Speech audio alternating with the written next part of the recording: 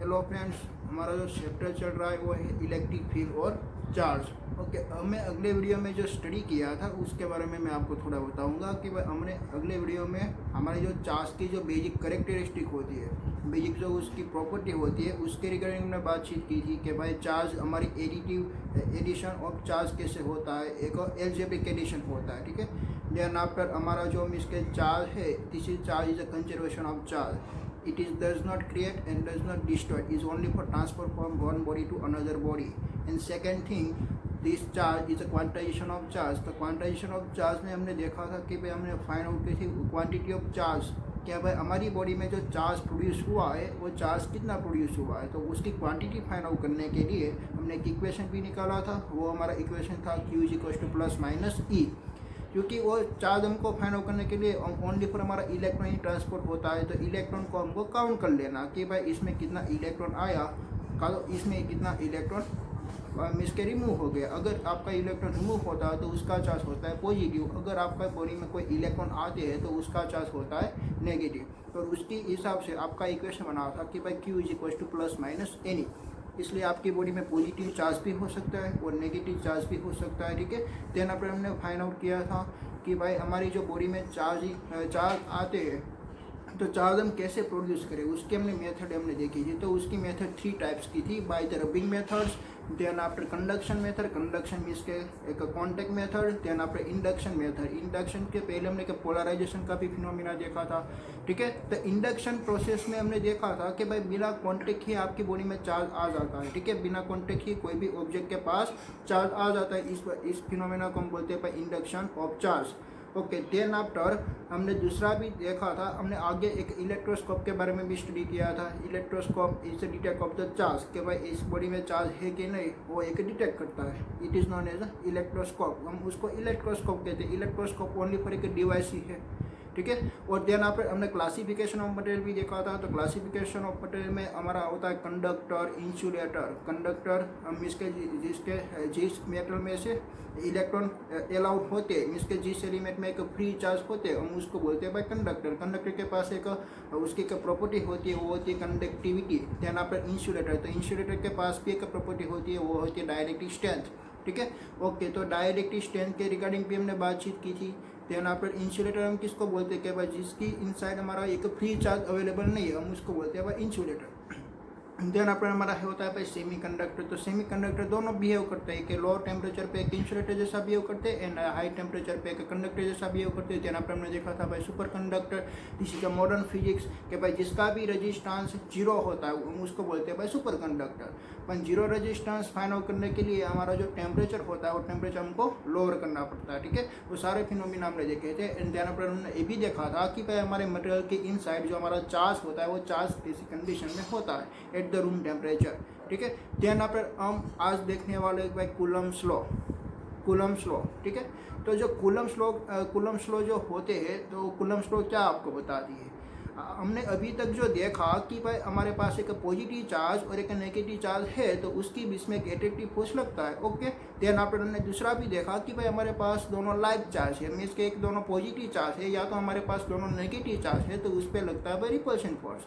Okay, वो force तो लग ही रहा है, बट वो फोर्स की क्वांटिटी कितनी है, वो फोर्स का मैग्नीट्यूड कितना है कि भाई वो कितना फोर्स लगता है। भाई उसमें एक 1 न्यूटन का फोर्स लगता है या 2 न्यूटन का फोर्स लगता है या 5 न्यूटन का फोर्स लगता है, उसकी आपको मैग्नीट्यूड की वैल्यू फाइंड आउट करनी है।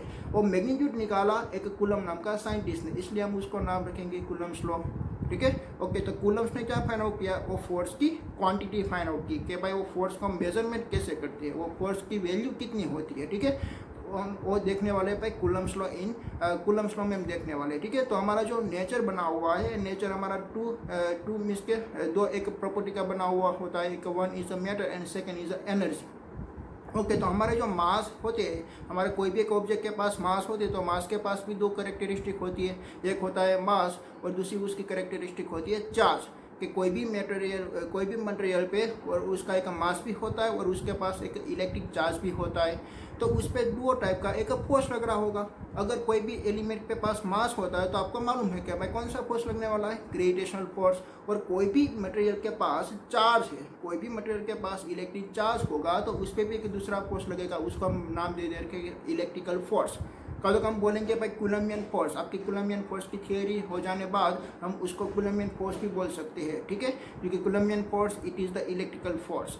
ओके, तो इलेक्ट्रिक फोर्स भी लग रहा है एंड देन आप देखिए सेकंड करेक्टरिस्टिक का एक कूलम्बियन फोर्स भी लग रहा है, क्योंकि मटेरियल के पास दोनों करेक्टरिस्टिक अवेलेबल है, एक मैटर भी अवेलेबल है, देन आप उसके पास एक इलेक्ट्रिक चार्ज भी अवेलेबल है, तो वो दोनों फिनोमिना उस पर एक लगने वाला है, ठीक है।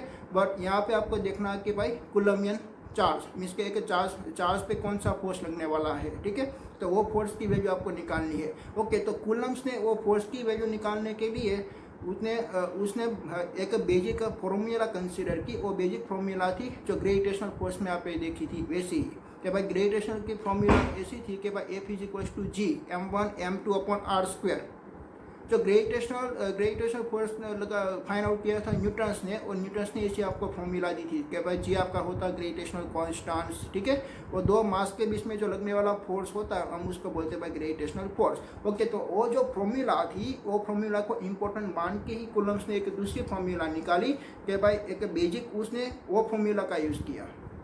उसने ऐसा सोचा कि भाई ये जो फॉर्मूला में हमने देख रहे हैं कि भाई डिवाइड में आ रही है r² मीन्स के उसका क्या मीनिंग हुआ, this is a inverse square law, this is a inverse square law कि भाई डिस्टेंस का स्क्वायर, अगर हम डिस्टेंस को इंक्रीज करते हैं तो फोर्स की इंटेंसिटी डिक्रीज हो रही है, पर कितना टाइम्स डिक्रीज हो रही है, जो डिस्टेंस का आप इंक्रीज कर रहे हैं उतना आपको स्क्वायर करना है, इतनी उसकी मीन्स की डिक्रीज हो रही है। इसलिए आपका बता रहा है ना कि भाई gravitational force is a inverse square distance between two mass particles. Okay, then after आपने एक दूसरा भी स्टडी किया कि भाई force is directly proportional to product between two mass particles, force is directly proportional to product between two mass particles. Okay, तो वो आप दोनों का मीन्स के जो मास की क्वांटिटी आप इंक्रीज करके जाएंगे तो फोर्स की स्ट्रेंथ भी इंक्रीज होती है। वही सारा फिनोमिना एक कूलम्ब्स ने ले लिया और वही सबसे इम्पोर्टेंट मान के और उसने एक इलेक्ट्रिकल फोर्स निकालने की मीन्स के ट्राई की। ओके, तो इलेक्ट्रिकल फोर्स मीन्स के कहाँ पे लग रहा था, जिस उसका सोर्स कौन सा है, इलेक्ट्रिकल फोर्स का सोर्स कौन सा है, कि भाई एट्रैक्टिव फोर्स लग रहा है या रिपल्सिव फोर्स लग रहा है, तो उनका सोर्स है भाई एक चार्ज पार्टिकल्स, ठीक है, तो वो दो चार्ज पार्टिकल्स यहाँ पे अवेलेबल है। ओके, तो gravitational force only for attractive force ही था, बट यहाँ पे तो दोनों फोर्स लग रहे हैं, एक एट्रैक्टिव फोर्स भी लग रहा है, देन आपका रिपल्सिव फोर्स भी लग रहा है, वो आपको मालूम है, अगर दोनों लाइक चार्ज हो गए तो उस पर लगने वाला रिपल्सिव फोर्स, अगर एक अनलाइक चार्ज है लाइक दिस एक पॉजिटिव और एक नेगेटिव है तो उस पर लगने वाला है एक एट्रैक्टिव फोर्स। ओके, तो उसके रिगार्डिंग उसको एक ग्रेविटेशनल फोर्स का जो फॉर्मूला था वो उसने इम्पोर्टेंट मान के उसी बेस पे उसने फोर्स की क्वांटिटी निकाली। ओके, उसने फोर्स की क्वांटिटी कैसे निकाली कि भाई उसने एक 2 चार्ज एलिमेंट लिया, वन चार्ज एलिमेंट का नाम दे दिया भाई this is a Q1 and second का नाम दिया this is a Q2। Okay, then after Q1 की हमने मैग्नीट्यूड की वैल्यू रखी 1 माइक्रोकूलम, सेकेंड Q2 की हमने मैग्नीट्यूड की वैल्यू रखी कि भाई 1 माइक्रोकूलम, दोनों एक 1 माइक्रोकूलम का ही दो चार्ज पार्टिकल्स हमने कंसिडर किए। वो दोनों चार्ज पार्टिकल्स हमको अभी उसकी मीन्स के वो लाइक था कि अनलाइक, हमने मान लिया कि भाई दोनों चार्ज पार्टिकल्स लाइक है, मीन्स के ये दोनों चार्ज पार्टिकल एक पॉजिटिव चार्ज पार्टिकल्स है, तो आपकी माइंड में मीन्स के आपको माइंड में एक मीन्स के क्वेश्चन आएगा कि भाई उस पर लगने वाला है रिपल्सिव फोर्स, ठीक है, वो उसमें लिखने वाला है रिपल्सिव फोर्स, क्योंकि दोनों चार्ज पार्टिकल्स आपका एक पॉजिटिव चार्ज पार्टिकल्स है। ओके, तो रिपल्सिव फोर्स लग रहा है बट हमको फाइंड आउट करनी है उसकी मैग्नीट्यूड की वैल्यू। देन आफ्टर उस पर जो फोर्स लगा वो फोर्स हमने सपोज के उसकी मैग्नीट्यूड हमने मान ली भाई सपोज के F जितनी है, उसकी मैग्नीट्यूड की वैल्यू F जितनी है। देन आफ्टर कूलम्ब्स ने क्या किया कि भाई दो चार्ज पार्टिकल्स हमने कंसिडर किए थे कि भाई उसकी मैग्नीट्यूड की वैल्यू थी 1 माइक्रोकूलम। देन आफ्टर वो क्या करता है, उन दोनों का जो बीच का जो डिस्टेंस था ना वो डिस्टेंस हमने कंसिडर किया था भाई 1 सेंटीमीटर, उन दोनों के बीच का जो डिस्टेंस था वो भी हमने कंसिडर किया था 1 सेंटीमीटर, और इन दोनों की जो मैग्नीट्यूड की वैल्यू थी वो भी थी 1 माइक्रोकूलम। देन आफ्टर वो क्या करता है कि भाई एक दूसरा चार्ज पार्टिकल्स लाता है जिसकी मैग्नीट्यूड की वैल्यू है 5 माइक्रोकूलम, जिसकी मैग्नीट्यूड की वैल्यू है 5 माइक्रोकूलम। तो Q1 का जो चार्ज पार्टिकल्स था उसकी मैग्नीट्यूड की वैल्यू है 5 माइक्रोकूलम, Q2 के पास 1 माइक्रोकूलम है, दोनों के बीच का डिस्टेंस भी 1 सेंटीमीटर है। देन आफ्टर वो फोर्स की वैल्यू मेजरमेंट करता है, तो वो फोर्स देखता है कि भाई वो फोर्स की स्ट्रेंथ ज़्यादा हो गई, कितना टाइम ज़्यादा हो गई, 5 टाइम्स ज़्यादा हो गई, ठीक है। पहले फोर्स लग रहा था ओनली फॉर F जितना, एफ की कोई भी वैल्यू हो सकती है, ठीक है। ओके, तो एफ जितना पहले फोर्स लगता है, देन आफ्टर उसने मैग्नीट्यूड चेंज किया, उसने कर दिया 5 टाइम्स मैग्नीट्यूड इंक्रीज। तो उसने देखा कि भाई फोर्स की वैल्यू भी 5 टाइम्स इंक्रीज हो गई, तो उसने एक रिलेशनशिप बनाया कि भाई force is directly proportional to charge particles, force is directly proportional to charge particles, ठीक है। तो ऐसा उसने एक रिलेशनशिप बनाई। देन आफ्टर वो क्या करता है कि दोनों चार्ज पार्टिकल्स के लिए 1 माइक्रोकूलम के थे, देन आफ्टर उसके बीच का डिस्टेंस 1 सेंटीमीटर थे, तो वहाँ पे फोर्स लग रहे थे एफ। देन आफ्टर वो क्या करता है कि भाई दोनों के बीच का जो डिस्टेंस था वो डिस्टेंस उसने डबल कर दिया। देन आफ्टर वो चेक करता है कि भाई उसका फोर्स की वैल्यू इंक्रीज होगी कि डिक्रीज हो गई। तो उसने देखा कि भाई उसकी फोर्स की वैल्यू हो रही है डिक्रीज। तो आपको एक ख्याल आ गया होगा कि भाई force is inversely proportional to distance square. ऐसा ही वहाँ पे था जो ग्रेविटेशनल फोर्स में, और ऐसा ही यहाँ पे भी यूज़ कर रहे हो कि भाई कूलम्बियन फोर्स भी कैसा होता है कि भाई इज इनवर्स पेयर लॉ, कि मीन्स के उसकी बीच का जो डिस्टेंस है वो डिस्टेंस का आपको स्क्वायर करना है, ठीक है। अगर आप डिस्टेंस को इंक्रीज करेंगे तो फोर्स की जो स्ट्रेंथ होती है वो स्ट्रेंथ डिक्रीज हो जाती है, ठीक है। कितना टाइम्स डिक्रीज हो जाती है उसका आपको स्क्वायर करना है, इतना टाइम्स वो डिक्रीज हो जाती है। आपने 2 टाइम्स डिस्टेंस को इंक्रीज किया तो आपकी फोर्स की स्ट्रेंथ 4 टाइम्स डिक्रीज हो जाएगी। तो पहले आपका फोर्स आ रहा था एफ, देन आपका फोर्स आ रहा है F/4। तो ऐसा आपको रिलेशनशिप फाइंड आउट हुआ। देन आफ्टर ग्रेविटेशनल जो फोर्स था, तो ग्रेविटेशनल फोर्स एक मीन्स के 2 मास पार्टिकल्स के बीच में लगने वाला फोर्स था। तो एक हमने वहाँ पे एक m1 मास रखा था, एक m2 मास रखा था, उसके बीच का डिस्टेंस था, और उसके मीडियम कोई भी हो सकते हैं। आप दोनों मास पार्टिकल्स को लिक्विड में भी रख सकते हो, आप दोनों मास पार्टिकल्स एयर में भी रख सकते हो, एक कोई एक दूसरा मीडियम भी ले जा रहे हो। बट उसकी जो फोर्स की अपने वैल्यू फाइंड आउट की, तो सभी फोर्स की वैल्यू आपकी एक जैसी आ रही थी। तो उसका मीनिंग क्या हुआ कि भाई gravitational force it is does not dependent of the medium. But यहाँ पे कूलम्स ने देखा कि भाई पहले दोनों चार्ज पार्टिकल्स को उसने एक वैक्यूम में रखा, दोनों चार्ज पार्टिकल्स को वैक्यूम में रखा, दोनों चार्ज पार्टिकल्स की वैल्यू उसने 1 यूनिट कंसिडर की, मीन्स के 1 माइक्रोकूलम। देन आपने उसके बीच का डिस्टेंस भी उसने 1 सेंटीमीटर रखा। देन आपने उसने उसकी फोर्स की क्वांटिटी फाइंड आउट की, तो वो आ रही थी एफ। बट वो अभी क्या कर रहे हैं, दोनों चार्ज पार्टिकल्स एक वाटर में इमर्स कर रहे हैं, एक वाटर में डिप कर रहे हैं। वाटर में डिप किया और उसकी बीच का भी डिस्टेंस उसने 1 सेंटीमीटर ही रखा, और उसने देखा कि भाई फोर्स की वैल्यू अभी डिक्रीज हो रही है। तो उसका क्या रीज़न हुआ कि भाई Coulombian force is depends on the medium, और एक कूलम्बियन फोर्स एक मीडियम पे डिपेंड हो रहे हैं। तो ऐसा उसने एक बेसिक फंडामेंटल फाइंड आउट किया कि भाई पहले तो हमने फाइंड आउट कर लिया कि भाई force is directly proportional to charge, then after force is inversely proportional to distance square, then after force is dependent on the medium. This Coulombian force is dependent on the medium. आपको एक इसके difference भी देखना है, दोनों के बीच का आपको डिफरेंस भी देखना है, तो भी आपको माइंड में क्लियर होगा कि भाई ग्रेविटेशनल फोर्स क्या कर रहा था और कूलम्बियन फोर्स क्या कर रहा है, उसकी दोनों को आपको एक डिफरेंस देख के आपको पढ़ना है, तो भी आपको माइंड में क्लियर होगा, ठीक है। कि भाई आपको एक बात आपको मालूम पड़ी कि भाई Coulombian force is a dependence on the medium, वो एक मीडियम पे वो डिपेंड है। ओके, तो मीडियम पे डिपेंड है। अगर आप मीडियम को चेंज करेंगे तो उसकी फोर्स की वैल्यू चेंज हो जा रही थी। देन फिर हमने देखा कि भाई जो हमारा जो वैक्यूम होता है, मीन्स के फ्री स्पेस होती है, उसमें हम दोनों चार्ज पार्टिकल्स रखेंगे, वहाँ पे हमने फोर्स की वैल्यू जो निकाली वो फोर्स की वैल्यू मैक्सिमम आई, क्योंकि वहाँ पे कोई एक अपोज करने वाला कोई एक पार्टिकल्स भी अवेलेबल नहीं था, वहाँ पे एक एटमॉस्फेयर भी अवेलेबल नहीं है। एटमॉस्फेयर अवेलेबल नहीं है तो उसके बीच में एक एयर का पार्टिकल्स भी नहीं आएगा। चला है, वो तो आपको मालूम होगा कि भाई वैक्यूम किसको बोलते हैं। वो वैक्यूम में 2 चार्ज पार्टिकल्स को रखा, देना पर उसकी फोर्स की वैल्यू हमने फाइंड आउट की, वो फोर्स की वैल्यू मैक्सिमम आई, क्योंकि वहाँ पे मीडियम कोई हो ही नहीं था, मीन्स के वो फ्री स्पेस ही था। देना पर उसके बीच में हमने मीडियम रख दिया, कोई वाटर रख दिया, कोई केरोसिन रख दिया, कोई एक डीजल में हमने इमर्स कर दिया, क्या तो उसके बीच में हमने ऐसी कोई एक दीवारें बना दी। देना पर उसकी फोर्स की हमने इफेक्ट देखी तो उसकी फोर्स की इफेक्ट डिक्रीज हो जा रही थी। चला है, तो उसका जो एक्सपेरिमेंट हुआ, तो एक्सपेरिमेंट से हमको मालूम पड़ा कि भाई Coulombian force is dependence on the mediums, ठीक है। ओके, तो अभी हमको उसकी वैल्यू कैसे हम फाइंड आउट करते हैं वो आपको मैं बताऊंगा अपने नोट्स में लिख के, ठीक है। ओके, आपको देखना है कि भाई कूलम्स लॉ की मैग्नीट्यूड की वैल्यू, हम फोर्स की जो वैल्यू फाइंड आउट करेंगे और कूलम्स लॉ से कैसे फाइंड आउट करेंगे, ठीक है।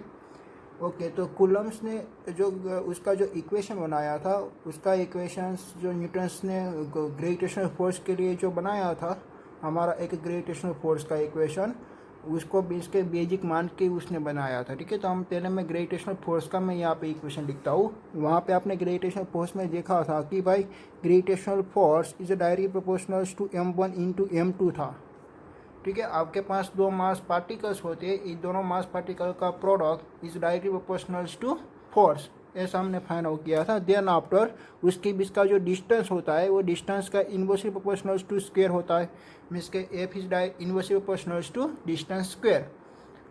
This law is known as inverse square law. ऐसा कोई भी जो आपका जो रिलेशनशिप फाइंड आउट हुई है कि भाई डिस्टेंस का स्क्वायर आए इनवर्स में, तो उसको बोलते हैं भाई inverse square law. Okay, then after हमने ये दोनों इक्वेशन को कंबाइन किया और उसका इक्वेशन हमको मिला कि भाई F is equals to G m1 into m2 upon R square. G is a Coulombian constant, sorry G is a gravitational constant. जो ग्रेविटेशनल कांस्टेंट होता है वो एक मीडियम पे डिपेंड नहीं है, ये हमारा जो जी है वो एक मीडियम पे डिपेंडेंट नहीं है, ठीक है। ओके, तो वो बेसिक हम अपने अभी जानते थे, ठीक है, क्योंकि न्यूटन ने उसे पहले ही फाइंड आउट कर लिया था। देन आफ्टर हमारा इलेक्ट्रिक चार्ज फाइंड आउट हुआ, ठीक है। तो बाद में कूलम्स ने ये सभी सारे जो फंडामेंटल जो करेक्टरिस्टिक थी, फंडामेंटल करेक्टरिस्टिक को ध्यान में रख के उसने कूलम्बियन फोर्स का इक्वेशन बनाया। उसने देखा कि भाई यहाँ पे m1 और m2 है, ठीक है, यहाँ पे m1 और m2 है, तो उसका इसका हमारा ग्रेविटेशनल फोर्स का जो सोर्स था वो था मास मटेरियल। तो यहाँ पे m1 और m2 ये दोनों मास मटेरियल है, इसलिए हमारा जो इलेक्ट्रिक फील्ड का इलेक्ट्रिक फोर्स का जो सोर्स होगा वो है दो चार्ज पार्टिकल्स। तो उसने भाई दो चार्ज पार्टिकल कंसिडर किए, एक पॉइंट चार्ज पार्टिकल्स, ठीक है। आप कोई भी जो फिजिक्स की डेफिनेशन और इक्वेशन बनाना चाहते हो तो पहले आप उसको एक पॉइंट चार्ज तरीके, आप पॉइंट ऑब्जेक्ट तरीके उसको कंसिडर करते हो। तो यहाँ पे भी आपको एक फोर्स की एक इक्वेशन बनानी है, तो इसलिए आप दो जो चार्ज पार्टिकल्स कंसिडर करने वाले हो, दो चार्ज पार्टिकल्स को आपको पॉइंट चार्ज कंसिडर करना पड़ेगा, ठीक है। तो आपने ऐसा दो एक पॉइंट चार्ज कंसिडर किया, ये दो पॉइंट चार्ज है, ठीक है। ओके, ऐसा यहाँ पे दो पॉइंट चार्ज है, इन दोनों को आपने एक कनेक्ट किया और उसकी बीच का जो डिस्टेंस था वो आपने मान लिया सपोज के आर है। ये जो चार्ज है ये चार्ज उसका सेंटर में रहता है, ठीक है, सी से। ओके, तो सेंटर में है। ओके, तो ये हमारा मिस का होगा Q1 चार्ज और ये है हमारा Q2 चार्ज। ओके, Q1 के पास भी कोई मिस के कोई बनने, दोनों आपका जो चार्ज है दोनों आपका चार्ज सपोज के है पॉजिटिव चार्ज। तो यहाँ पे लगने वाला है भाई रिपल्शन फोर्स। ये Q2 भी Q1 के पर फोर्स लगाएगा, Q2 भी Q1 पे फोर्स लगाएगा, वो इसी डायरेक्शन में लगाएगा, ठीक है। तो वो लगता है फोर्स इस डायरेक्शन में। देन आफ्टर Q1 भी Q2 पर फोर्स लगता है, Q1 भी Q2 पर फोर्स लगाएगा, वो लगाएगा भाई इसी डायरेक्शन में। तो यहाँ पे दोनों फोर्स लग रहे हैं क्योंकि दोनों पार्टिकल है ना, दोनों पार्टिकल एक दूसरे के साथ फोर्स लगा रहे हैं, ठीक है। ओके, तो ये फोर्स की क्वांटिटी आपको फाइंड आउट करनी है, ठीक है। तो उसने देखा कि भाई यहाँ पे जो मास का दोनों पार्टिकल्स था उसका उसने प्रोडक्ट किया था। तो यहाँ पे उसने देखा कि भाई जो चार्ज की वैल्यू हम इंक्रीज़ करेंगे, दोनों चार्ज की वैल्यू हम इंक्रीज़ करके जाएंगे तो वो फोर्स की क्वांटिटी इंक्रीज़ हो रही थी। इसलिए कूलम्स ने ऐसा इक्वेशन बनाया कि भाई force is directly proportional to Q1 and Q2, ठीक है। तो उसका एक मिस के लॉ होगा, वो है लॉ कि भाई force is directly proportional to product to charge. यहाँ पे हमने दो चार्ज का हमने प्रोडक्ट किया हुआ है। देन आफ्टर उसने क्या किया कि भाई ये दोनों चार्ज की पहले डिस्टेंस हमने रखा था r, देन आफ्टर हम डिस्टेंस को इंक्रीज करते हैं, हमने डिस्टेंस तो कर दिया 2r। देन आफ्टर हमने फोर्स की क्वांटिटी फाइंड आउट की, तो फोर्स की क्वांटिटी हमको फाइंड आउट हुई F/4, मीन्स के 4 टाइम्स हमारा फोर्स डिक्रीज हो गया। तो ये भी हमारा जो कूलम्स लॉ है, कूलम्बियन फोर्स है, तो कूलम्बियन फोर्स भी हमारा एक इनवर्स स्क्वायर लॉ जैसा है, ठीक है। तो ऐसा यहाँ पे भी मिलेगा, तो force is inversely proportional to r square, ठीक है। ऐसा हमको रिलेशनशिप फाइंड आउट हुआ, this equation number 1 and this equation number 2। Okay, equation number 1 और इक्वेशन नंबर 2 को हम कंबाइन कर देंगे तो हमको ऐसा इक्वेशन मिलेगा कि भाई force is directly proportional to Q1 and Q2 and inversely proportional to distance square. चला है आपको कि भाई आप अभी जो डिस्टेंस को आप इंक्रीज करोगे, आपने डिस्टेंस इंक्रीज किया 2 टाइम्स, मीन्स कि आपने डिस्टेंस सपोज के इंक्रीज कर दिया डबल, तो आपका जो फोर्स की जो क्वांटिटी डिक्रीज होगी वो डिक्रीज ओनली फॉर 2 टाइम्स नहीं होती है, बट वो डिक्रीज होती है 4 टाइम्स, F/4 आएगा, इसलिए यहाँ पे स्क्वायर है, ठीक है। पर आपको ये प्रोपोर्शनलिटी को रिमूव करने के लिए आपको कोई एक कांस्टेंट चाहिए, जैसे कि यहाँ पे भी आपने प्रोपोर्शनलिटी रिमूव करने के लिए एक कांस्टेंट लगाया था G। तो ये जो जी कांस्टेंट था it is known as a gravitational constant, but यहाँ पे हम कोई भी एक कांस्टेंट की वैल्यू यहाँ पे पुट करेंगे, वो हम यहाँ पे कांस्टेंट लगाते हैं F is equal to K Q1 Q2 upon R square, where K is equal to Coulombian constant.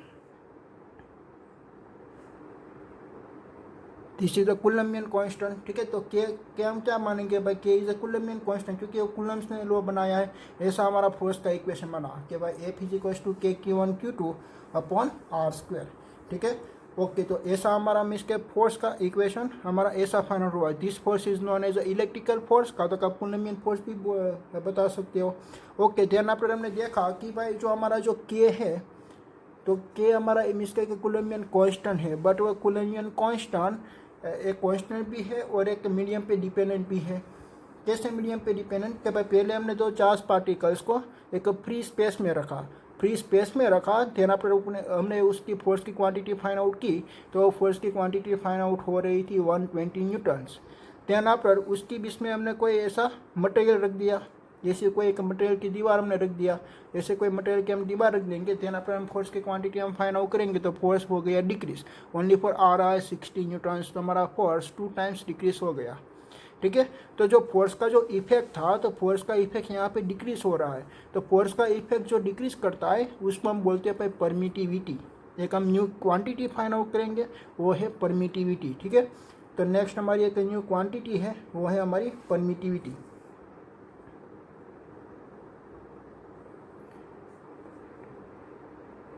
Okay, तो परमिटिविटी का मीनिंग क्या है? परमिटिविटी का मीनिंग ये है कि भाई आपका जो फोर्स का जो इफेक्ट है, वो फोर्स का इफेक्ट वो कंज्यूम कर लेगा, ठीक है। तो पहले आपका जो फोर्स आ रहा था 120 न्यूटन का फोर्स आ रहा था, 120 न्यूटन का फोर्स आ रहा था। देन आफ्टर आपने ऐसा कोई यहाँ पे मीडियम बना दिया, का तो आप दोनों चार्ज को एक लिक्विड में इमर्स कर रहे हो, का तो आप कोई दोनों चार्ज को एक वाटर में इमर्स कर रहे हो, और दोनों चार्ज के बीच में आपने कोई ऐसी दीवारें बना दी, ठीक है। तो देन आफ्टर आपने फोर्स की वैल्यू फाइंड आउट की, तो वो फोर्स की सपोज के वैल्यू आ रही थी 60 न्यूटन। तो आपका पहले फोर्स 120 न्यूटन था, देन आफ्टर आपका फोर्स हो गया 60 न्यूटन, मीन्स कि आपका फोर्स हो रहा है डिक्रीज, 2 टाइम्स डिक्रीज हुआ। अगर आपका फोर्स 2 टाइम्स डिक्रीज हो जाता है, तो मीन्स के आपकी फोर्स की वैल्यू हाफ हो गई। तो ऐसा मटेरियल है कि वो मटेरियल ने जो आपकी फोर्स की इफेक्ट थी वो उसने एब्जॉर्ब कर लिया, चला है, ये फोर्स की वैल्यू उसने एब्जॉर्ब कर लिया। तो मटेरियल हम बोलते हैं भाई परमिटिविटी, ये मटेरियल की परमिटिविटी है।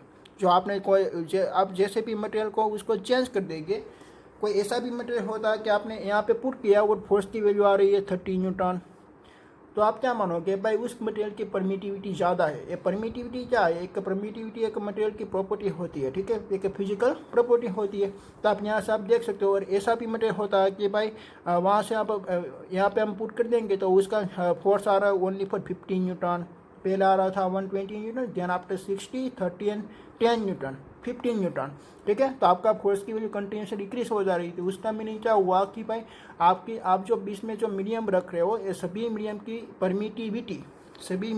परमिटिविटी इंक्रीज होती है। अगर परमिटिविटी इंक्रीज होगी, मटेरियल की परमिटिविटी इंक्रीज होगी, तो आपका फोर्स की वैल्यू डिक्रीज होगी। पहले आपने रखा था सपोज के वाटर, पहले आपने यहाँ पे वाटर रखा, तो उसका फोर्स आ रहा था 60 न्यूटन। देन आपने वहाँ पे आपने ये दोनों चार्ज के बीच में एक ऐसा मटेरियल पुट कर दिया, एक डाई इलेक्ट्रिक मटेरियल आपने यहाँ पे पुट कर दिया, तो उसका फोर्स की वैल्यू आ रही थी 30 न्यूटन्स। देन आफ्टर आपने उसकी मटेरियल की थिकनेस बढ़ा दी, ऐसा मटेरियल बना दिया, ठीक है। तो उसका फोर्स वापस डिक्रीज हो गया, वो हो गया 15 न्यूटन, ठीक है। तो पहले जो मटेरियल था उसकी परमिटिविटी कुछ आएगी वैल्यू उसकी, ध्यान पर दूसरा मटेरियल की भी कुछ वैल्यू आएगी, तीसरा मटेरियल की भी कुछ वैल्यू आएगी, पर आप देख रहे हो कि आपका फोर्स कंटिन्यूसली डिक्रीज हो जा रहा है, ठीक है। तो उसका क्या मीनिंग हुआ कि पे आप जो मटेरियल वहाँ पे पुट कर रहे हो उसकी परमिटिविटी कंटिन्यूसली इंक्रीज हो रही है। तो आपका यहाँ पे एक रिलेशनशिप निकला कि भाई आपका जो परमिटिविटी होती है, तो परमिटिविटी और फोर्स का रिलेशनशिप इनवर्स होता है, ठीक है। परमिटिविटी और फोर्स का रिलेशनशिप इनवर्स होता है। और परमिटिविटी का सिंबल है एप्सिलॉन, परमिटिविटी का सिंबल है एप्सिलॉन, ठीक है, दिस इज एप्सिलॉन। ओके, तो हमने एक यहाँ पे एक पॉइंट चार्ज लिया, ऐसा एटमॉस्फेयर में हमने ऐसा पॉइंट चार्ज रखा, ठीक है। तो जो पॉइंट चार्ज है, तो चार्ज अगर ये चार्ज एलिमेंट है, तो उसकी अराउंड उसका फोर्स का इफेक्ट होगा कि ऐसे उसकी अराउंड ऐसा फोर्स का इफेक्ट है। जो एंगल बनेगा ये एंगल आपका 4 पाई होगा, 2 पाई नहीं होगा, ठीक है। वो बिकॉज एक स्फीयर जैसा होगा, एक स्फीयर जैसा आपको दिखेगा, तो उसका एंगल एक 4 पाई होगा। और आपने दूसरा यहाँ पे एक चार्ज रखा है, ठीक है। दिस चार्ज सपोज के Q1, this charge is Q1 and this charge is Q2। Okay, तो Q1 की अराउंड भी ऐसा कोई इफेक्ट प्रोड्यूस होगा। बट आपका जो फोर्स यहाँ पे लगेगा कूलम्बियन फोर्स, तो कूलम्बियन फोर्स ओनली फॉर एक ही डायरेक्शन में लगता है, कूलम्बियन फोर्स ओनली फॉर एक ही डायरेक्शन में लगता है, ठीक है। कि फोर्स आपका कोई दो डायरेक्शन में नहीं लग सकता, क्योंकि फोर्स एक वेक्टर क्वांटिटी है, ठीक है। एक फोर्स एक डायरेक्शन पे भी डिपेंड होता है। तो सपोज कि आपने ऐसा यहाँ पे एक एंगल AC भी एक डायरेक्शन थी, AC भी डायरेक्शन थी, AC भी डायरेक्शन थी, वहाँ पे भी उसका थोड़ा इफेक्ट था, ठीक है, ऐसे। तो उसका भी एंगल कितना बनेगा 4 पाई, और उसका भी एंगल कितना बना 4 पाई। बट इन दोनों के बीच में जो फोर्स लग रहा है ओनली फॉर एक ही एंगल पे लग रहा है, वो ओनली फॉर एक ही एंगल पे लग रहा है। तो जो फोर्स की इफेक्ट है वो ओनली फॉर एक ही एंगल पे लग रही है, ठीक है। तो आपका 4 पाई में से ओनली फॉर एक ही एंगल आपको कंसिडर करना है, तो आप क्या करोगे भाई 1/4 पाई, क्योंकि आपको तो एक ही एंगल लेना है ना, क्योंकि उसकी अराउंड जो फोर्स की इफेक्ट थी वो भी एंगल बना रही थी, वो एंगल बना रही थी 4 पाई, और उसकी अराउंड जो फोर्स की इफेक्ट थी वो भी एंगल बना रही थी 4 पाई। तो आपने क्या किया कि भाई फोर्स तो ओनली फॉर एक ही डायरेक्शन में लग रहा है, तो आपका जो मिस के एक ही एंगल पे लग रहा होगा, तो आपको क्या करना है कि भाई आपका जो 720 एंगल है उसमें आपको डिवाइड करना पड़ेगा, तो 1/4 पाई। और आपका जो मिस के फोर्स का आपका ऐसे रिलेशनशिप था ना, F = K Q1 Q2/r², ऐसा आपका इक्वेशन बना, ठीक है। अब मैं यहाँ पे K की वैल्यू मैं निकालना चाहता हूँ, जो कूलम्बियन कांस्टेंट है K की वैल्यू मैं निकालना चाहता हूँ, तो K is directly proportional to यहाँ पे फोर्स फाइंड आउट हुआ है, K is directly proportional to force find out हुआ है। तो मैं यहाँ पे K की वैल्यू मैं बनाऊंगा कि भाई आपको ओनली फॉर एक ही एंगल लेना है, तो मैं क्या कर देता हूँ 1/4 पाई, 1/4 पाई देना पर हमने परमिटिविटी के रिलेशनशिप एक्सपेरिमेंट करके देखा कि भाई मीडियम की हम परमिटिविटी इंक्रीज करते हैं, मीडियम की हम परमिटिविटी इंक्रीज करते हैं तो हमारा फोर्स की वैल्यू डिक्रीज हो जाती है। सपोज कि हमने ऐसा मटेरियल इसमें रखा कि भाई उसकी परमिटिविटी है 20, उसकी परमिटिविटी है 20। अगर हमने 20 परमिटिविटी वाला मटेरियल हमने बीच में रखा तो उसका हमने फोर्स देखा, तो फोर्स हमारा 20 टाइम डिक्रीज हो गया। 10 पर हम यहाँ पे दूसरा मटेरियल लाते हैं, उसकी परमिटिविटी है 10। ओके, तो हमने फोर्स की क्वांटिटी देखी, तो फोर्स की क्वांटिटी 10 टाइम डिक्रीज हो गई। 10 पर यहाँ पे मटेरियल रखते हैं 90 परमिटिविटी वाला, तो 90 परमिटिविटी वाला हमने मटेरियल रखा, और देना पर हमने देखा कि भाई हमारा फोर्स की वैल्यू 90 टाइम्स डिक्रीज हो रही है। ख्याल आया आपको? तो यहाँ पे एक force is inversely proportional to permittivity आएगा, और परमिटिविटी आपकी एक के की वैल्यू में आती है। तो मैं यहाँ पे एप्सिलॉन लिख देता हूँ, तो एक के का इक्वेशन बन गया कि भाई K = 1/4 पाई एप्सिलॉन। चला, K = 1/4 पाई एप्सिलॉन। ओके, तो ऐसा आपने इसके K की वैल्यू ऐसे निकाली कि भाई 1/4 पाई एप्सिलॉन, ऐसा उसका इक्वेशन निकला। ओके, देन आफ्टर एक K का इक्वेशन निकल गया कि भाई K = 1/4 पाई एप्सिलॉन। एक जो K की वैल्यू आई, वो K की वैल्यू आपको यहाँ पे पुट कर देनी है फोर्स के इक्वेशन में, ठीक है। तो F = आपका इक्वेशन बनेगा 1/4 पाई एप्सिलॉन Q1 Q2/r², ठीक है।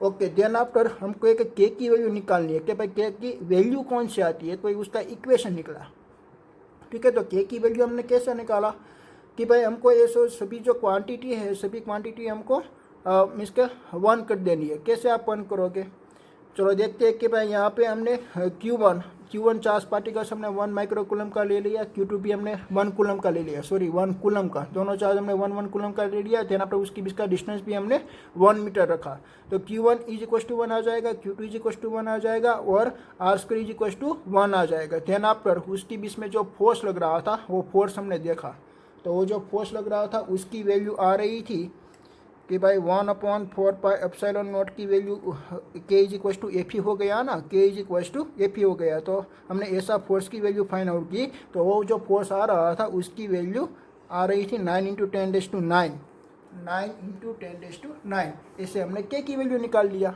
ख्याल आया आपको? आपको क्या करना है कि भाई Q1 = 1, Q2 = 1 एंड R = 1 आपको पुट करनी है। तो आप ऐसे आप यहाँ पे 1 पुट कर देंगे तो F = K हो जाएगा। देन आपने अपने F की वैल्यू फाइंड आउट की, तो वहाँ पे जो फोर्स लग रहा था वो इतना लग रहा था कि भाई 9 × 10⁹, तो वो हमारी K की वैल्यू हो गई।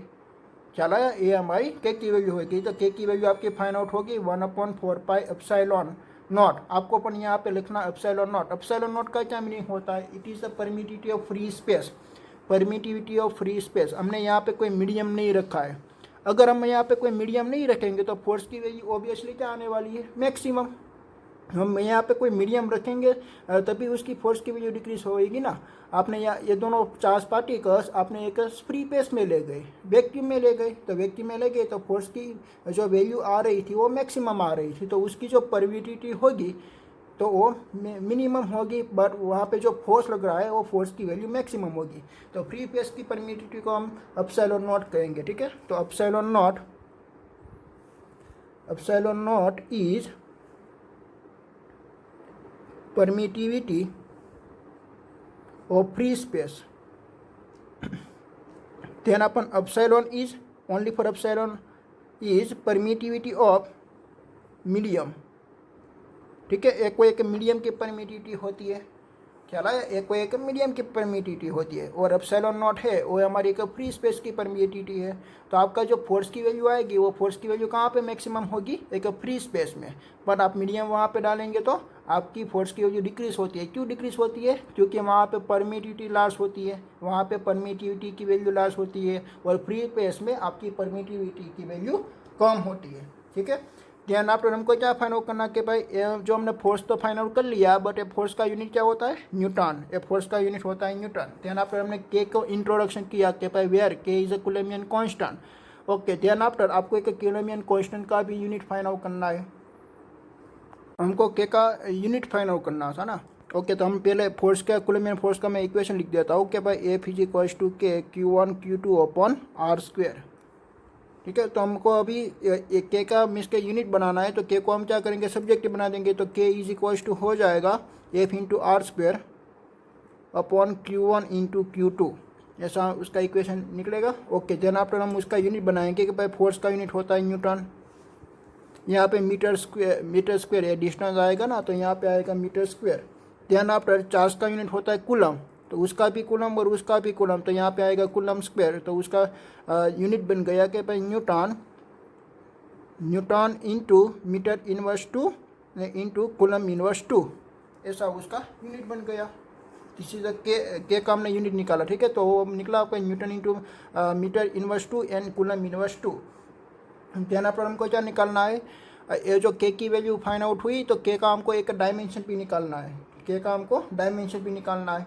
ओके, तो उसका डायमेंशन हम कैसे निकालेंगे? देखिए, आपको न्यूटन का डायमेंशन आता है ना। न्यूटन का डायमेंशन होता है m1 L2 T⁻², m1 L2 T⁻²। वो तो एनर्जी का होता है, पर आपका न्यूटन का होता है m1 L1 T⁻², m1 L1 T⁻²। Then after आपको यहाँ पे मीटर इंटू मीटर स्क्वायर है ना, इंटू मीटर स्क्वायर, सॉरी यहाँ पे मैंने मीटर स्क्वायर ही आपको रखना है, ठीक है। यहाँ पे इन्वर्स नहीं आएगा क्योंकि यहाँ पे मल्टीप्लिकेशन में है। ओके, तो न्यूटन इंटू मीटर स्क्वायर, तो आपको यहाँ पे एल का स्क्वायर करना है, एल का स्क्वायर। देन आफ्टर आपका कूलम एक डिवाइड में है, तो कूलम आप कैसे फाइंड आउट करोगे कि भाई कूलम हमारी एक फंडामेंटल क्वांटिटी नहीं है। कूलम जो यूनिट है ये हमारी फंडामेंटल क्वांटिटी, हमारी जो फंडामेंटल क्वांटिटी थी वो हमने 11th में स्टडी की थी, वो 7 क्वांटिटी थी। एम हमारा कोई कूलम नहीं आ रहा था, बट एक एम्पियर आ रहा था। तो एम्पियर में इसका करंट का इक्वेशन होता है Q upon T. Current I is equal to charge per unit time, तो Q इज इक्वल टू आता है I इंटू टी। ऐसा इक्वेशन आप 3rd चैप्टर में स्टडी करने वाले हो, ठीक है। ओके, तो Q इज इक्वल टू हम लिख सकते हैं कि भाई एम्पियर इंटू टाइम, तो यहाँ पे आप लिख सकते हो एम्पियर का स्क्वायर और टाइम का स्क्वायर। ओके, देन आफ्टर उसको आप सिंप्लीफाई करके बना सकते हो कि भाई यहाँ पे m1 और यहाँ पे L1 और L2, तो यहाँ पे हो जाएगा L3, और यहाँ पे T⁻² है, और यहाँ पे है +2, और ऊपर जाएगा तो हो जाएगा 10⁻⁴, और यहाँ पे आने वाला A⁻²। This is the dimension of के का डायमेंशन निकला, ठीक है। ओके, ये डायमेंशन आपका निकल गया। ओके, देन आफ्टर आपका जो के का जो इक्वेशन निकला, वो के का इक्वेशन ऐसे था कि भाई K is equal to 1/4 pi epsilon naught. इसमें एप्सिलॉन नॉट क्या थे? This is the permittivity of free space, it is the permittivity of free space. अगर आपको परमिटिविटी ऑफ फ्री स्पेस की वैल्यू निकालनी है, उसकी भी वैल्यू आप निकाल सकते हो, फ्री स्पेस की वैल्यू आप निकाल सकते हो, क्योंकि आपको के की वैल्यू आपको मालूम है क्या है कि भाई 9 × 10⁹। ओके, तो आपको एप्सिलॉन नॉट को सब्जेक्टिव बना देना है। तो आप एप्सिलॉन नॉट को सब्जेक्टिव बनाओगे तो उसका इक्वेशन हो गया कि भाई ये एप्सिलॉन नॉट यहाँ पे गएगा और 9 इंटू 10⁹ यहाँ पे आ जाएगा, तो 4 पाई इंटू 9 इंटू 10⁹ उसका वैल्यू फाइंड आउट करोगे तो उसकी वैल्यू आती है 8.85 इंटू 10⁻12। देन आफ्टर आपको क्या करना है कि भाई एप्सिलॉन नॉट का यूनिट बनाना है।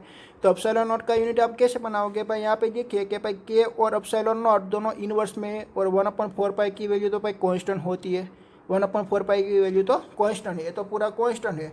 बट ये दोनों आपका इनवर्स में है, तो ये दोनों आपका इनवर्स में है, तो उसका यूनिट यहाँ पे आपने जो लिखा है उसका आप इन्वर्स कर देना। तो ये उसका इन्वर्स कैसे करोगे भाई, एक कूलम स्क्वायर अपने डिवाइड में लिखा है तो कूलम स्क्वायर अपन हो जाएगा न्यूटन इंटू मीटर स्क्वायर।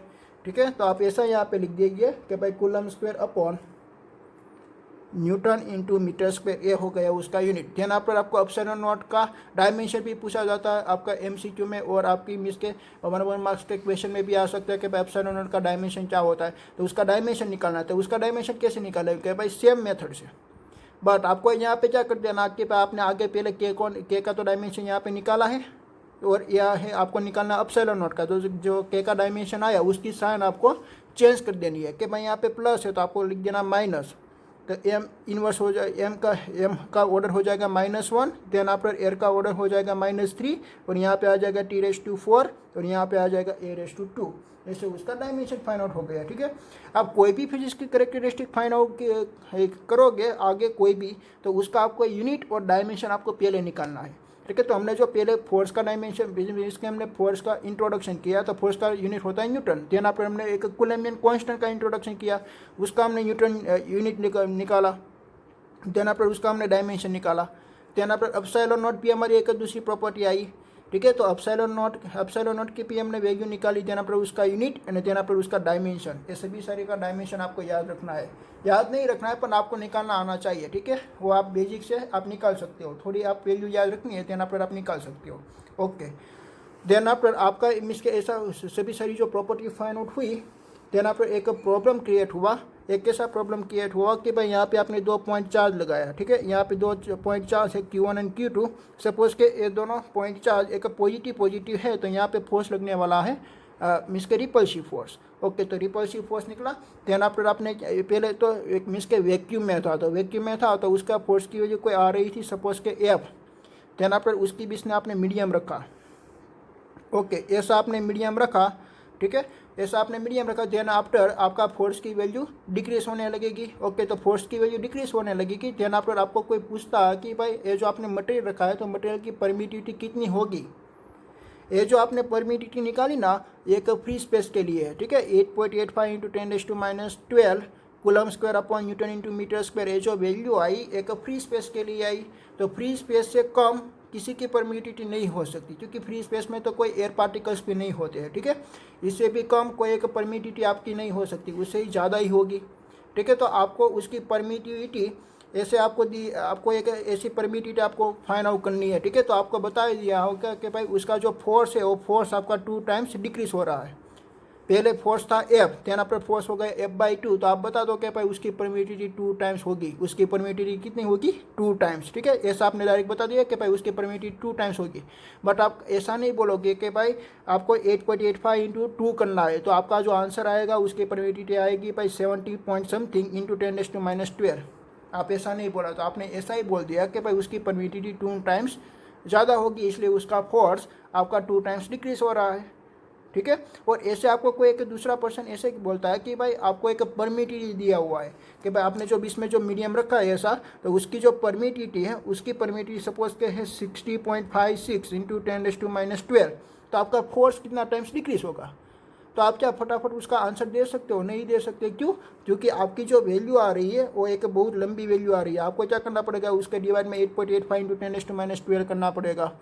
तो आप ऐसा नहीं सोच सकते क्या कि भाई मैं उसके साथ कोई एक रिलेशनशिप बना दूं।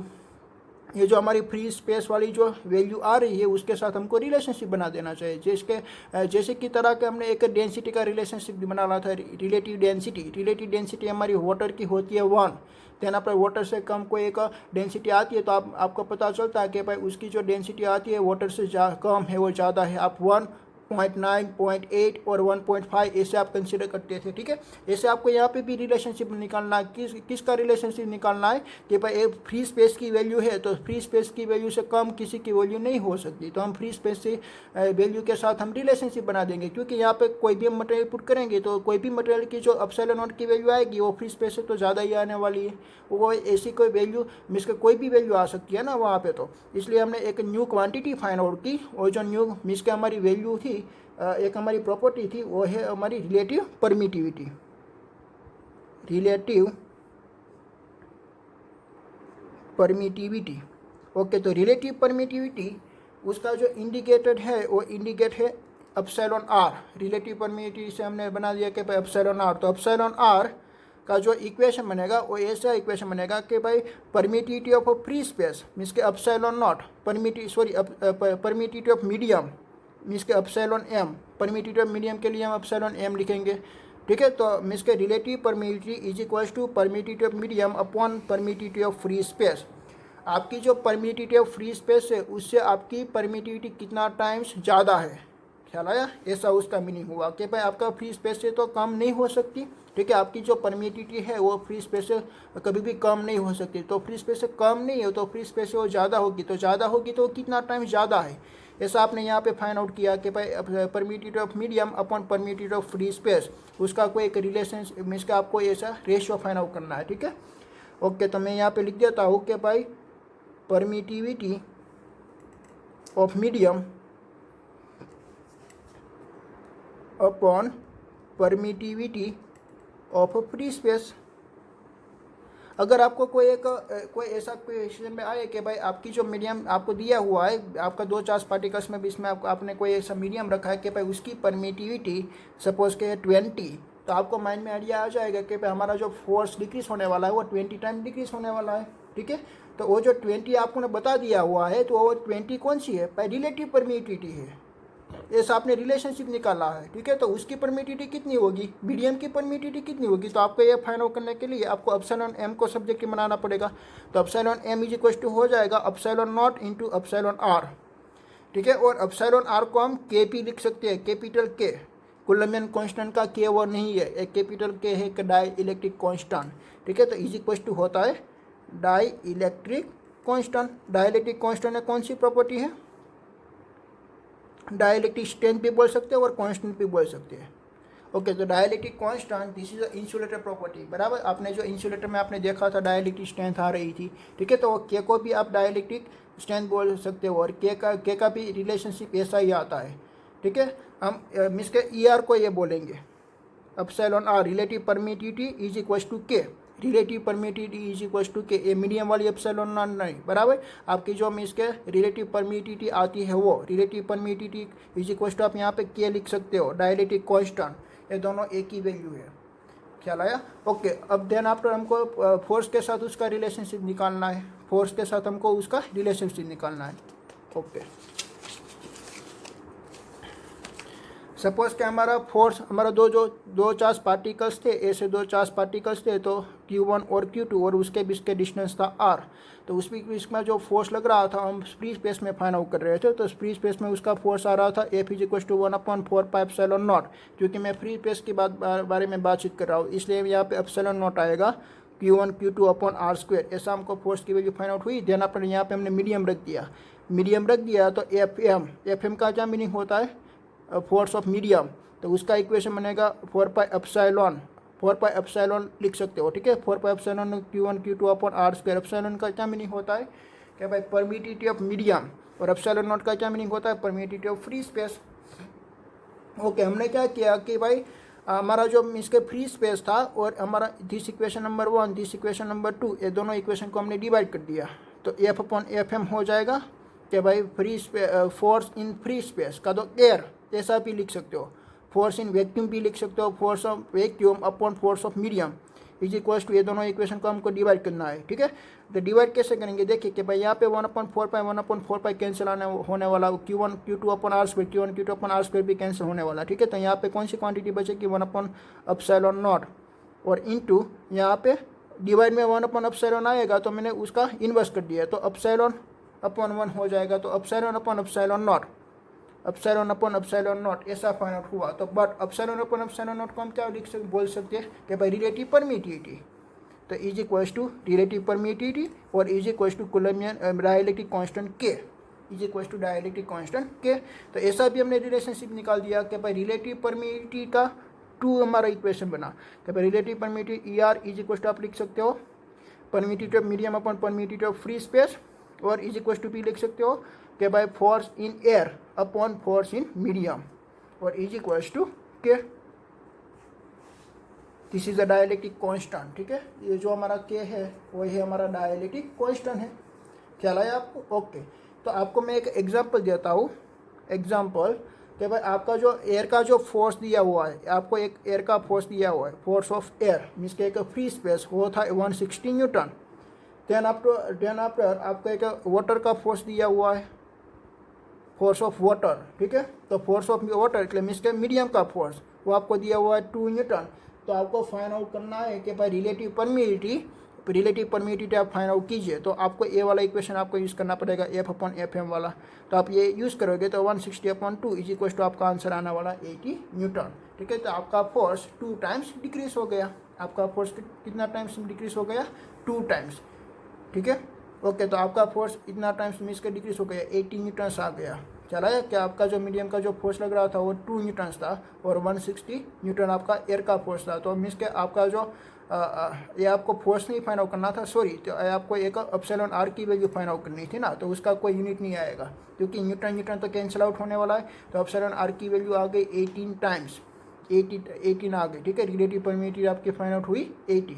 ओके, तो रिलेटिव परमिटिविटी आपकी 80 आई, तो इसलिए आपका जो फोर्स डिक्रीज हो रहा है, देखिए यहाँ पे आपका फोर्स जो डिक्रीज हो रहा है वो 80 टाइम डिक्रीज हो रहा है। यहाँ पे पहले 160 न्यूटन था, तो 160 डिवाइड में आप 80 लिख दीजिए तो आपका आंसर आने वाला है 2, मीन्स का वो 80 टाइम्स आपका डिक्रीज हो गया। और यहाँ पे आपका जो रिलेटिव परमिटिविटी की जो वैल्यू आ रही थी वो एक 80 आ रही थी, ठीक है। तो ऐसे आपके एक वैल्यू फाइंड आउट हो गई। आपको फोर्स की वैल्यू फाइंड आउट करनी है मीडियम में, आपको फोर्स की वैल्यू फाइंड आउट करनी है मीडियम में। ओके, तो उसका इक्वेशन आप ऐसे लिखते हैं ना कि भाई F is equal to 1/4 pi epsilon Q1 Q2 upon R square. ऐसे आपकी फोर्स की वैल्यू है कि भाई मीडियम को बीच में रखा हुआ है, ठीक है। ओके, बट आपको एक एप्सिलॉन की वैल्यू नहीं आपी हुई है, आपको एक रिलेटिव परमिटिविटी की वैल्यू दी हुई है। तो आपका रिलेशनशिप कैसे निकलेगा? देखिए कि भाई relative permittivity is equals to epsilon upon epsilon not, ठीक है। एप्सिलॉन अपॉन एप्सिलॉन नॉट, तो ये आप एप्सिलॉन को सब्जेक्टिव बना दीजिए, तो एप्सिलॉन इज इक्वल टू हो जाएगा epsilon R is equal to epsilon not. और ऐसे भी आप लिख सकते हो और ऐसे भी लिख सकते हो कि आपको एक डाइलेक्ट्रिक कांस्टेंट भी दिया होगा, तो डाइलेक्ट्रिक कांस्टेंट दिया होगा तो आप के इंटू एप्सिलॉन नॉट भी लिख सकते हो। तो आपका इक्वेशन ऐसा बनेगा कि भाई F is equal to 1/4 pi epsilon not के Q1 Q2 upon R square, ठीक है। Q1 Q2 upon R square. तो आप यहाँ पे देखिए कि भाई आपका जो 1/4 pi epsilon Q1 Q2 upon R square है, ये तो किसका इक्वेशन है? एयर का इक्वेशन है, फोर्स ऑफ एयर। यहाँ पे है force of air, this force of air, और ये फोर्स आपका मीडियम का है, फोर्स ऑफ मीडियम, ठीक है। तो फोर्स ऑफ एयर है वो आपका मैक्सिमम होगा, ये फोर्स आपका मैक्सिमम होगा, ठीक है। और ये फोर्स आपका मिनिमम होगा। पर आपकी जो एप्सिलॉन नॉट की वैल्यू होगी, एप्सिलॉन नॉट की वैल्यू ये सबसे कम होगी। देन आफ्टर एप्सिलॉन की जो वैल्यू होगी वो मैक्सिमम होगी, ठीक है। तो आप यहाँ पे रिलेशनशिप निकाल सकते हो कि भाई आपका एक मीडियम का है तो एफ एम अपॉन आप ऐसा भी लिख सकते हो ना कि भाई एफ ए मीन्स के फोर्स ऑफ एयर अपॉन के डाइलेक्ट्रिक कांस्टेंट के, ठीक है। तो ऐसा आपका फाइंड आउट हो गया इक्वेशन। ख्याल आया? ओके, तो आप अलग अलग तरीक़ों से अलग अलग मीन्स के क्वांटिटी आप फाइंड आउट कर सकते हो। आपका न्यूमेरिकल की आपकी जो वैल्यू दे रखी है उस पर वो डिपेंड है, ठीक है। तो मैं आपको अभी भी आपको एक एग्जांपल देता हूँ। देखिए कि भाई यहाँ पे हमारा 2 चार्ज पार्टिकल्स था Q1 एंड Q2। हमने बीच में कोई एक डाइलेक्ट्रिक मटेरियल रख दिया, ऐसा कोई हमने डाइलेक्ट्रिक मटेरियल रख दिया, उसका जो डाइलेक्ट्रिक कांस्टेंट था उसकी वैल्यू है 6। तो यहाँ पे जो फोर्स लग रहा है वो फोर्स लग रहा है 10 न्यूटन, वहाँ पे जो फोर्स लग रहा है वो लग रहा है 10 न्यूटन। बट हमको फोर्स फाइंड आउट करना है कि फ्री स्पेस। यहाँ पे ऐसा है कि यहाँ पे कोई एक मटेरियल बीच में नहीं है, एक फ्री स्पेस है, तो वहाँ पे फोर्स कितना लगेगा, ठीक है। तो आपको ऐसा इक्वेशन फाइंड आउट करना है। तो आपको डायरेक्ट कांस्टेंट का इक्वेशन मालूम है कि भाई के इज इक्वल टू होता है force in air upon force in medium. तो आपको force of air find out करना है ना, तो आप एफ ए को सब्जेक्ट की बना दीजिए। तो यहाँ पे आ जाएगा के इंटू एफ एम। तो यहाँ पे के की वैल्यू आपको दे रखी है 6 और फोर्स ऑफ मीडियम भी दे रखा है 10। तो 6 इंटू 10 इज इक्वल टू होगा 60 न्यूटन। तो ऐसे आप सभी न्यूमेरिकल आप फाइंड आउट कर सकते हो। ठीक है, मैंने यहाँ पे एक बेसिक ही लिया है कि पहले आपको एक डायलेक्ट्रिक रखा था, देन आफ्टर आपने यहाँ पे डायलेक्ट्रिक को हटा लिया, तो ऐसे आपको एक 60 न्यूटन फाइंड आउट हो गए। ठीक है, पर यहाँ पे आपका एक मीन्स के जो फोर्स की वैल्यू फाइंड आउट हुई, F is equal to 1/4πε0 Q1 Q2 upon R square. तो एफ फोर्स की वैल्यू में आपको कोई एक क्वांटिटी, आपकी कोई फोर्स की डायरेक्शन नहीं रिप्रेजेंट कर रही है। ठीक है, पर फोर्स तो एक कैसी क्वांटिटी है, एक वेक्टर क्वांटिटी है। वेक्टर क्वांटिटी है तो उसमें एक उसका मैग्नीट्यूड भी आना चाहिए और उसकी एक डायरेक्शन भी आना चाहिए। पर यहाँ पे देख रहे हो कि भाई यहाँ पे तो उसकी डायरेक्शन नहीं आ रही है। ठीक है, तो फोर्स की डायरेक्शन यहाँ पे रिप्रेजेंट नहीं हो रही है। अगर आपको फोर्स की डायरेक्शन भी फाइंड आउट करनी है तो आपको एक कूलम्ब्स लॉ इन वेक्टर में आपको यहाँ पे एक फोर्स की डायरेक्शन भी लगानी पड़ती है, क्योंकि जो आपकी जो फोर्स की वैल्यू आ रही है ना, ओनली फॉर मैग्नीट्यूड ही आपको बता रही है, आपको उसकी कोई डायरेक्शन नहीं बता रही है। ठीक है, इसलिए आपको एक न्यू स्टडी करना है कि भाई Coulomb's law in vector form. तो Coulomb's law in vector form में हम देखेंगे कि भाई यहाँ पे एक फोर्स को डायरेक्शन भी हम दिखाएंगे। एक फोर्स एक वेक्टर क्वांटिटी है, ठीक है, एक स्केलर क्वांटिटी नहीं है। अगर स्केलर क्वांटिटी होती तो इतना आपका इक्वेशन मीन्स के सेटिस्फाई होगा, पर यहाँ पे कोई डायरेक्शन नहीं है, इसलिए ये इक्वेशन अभी भी अधूरा है। ठीक है।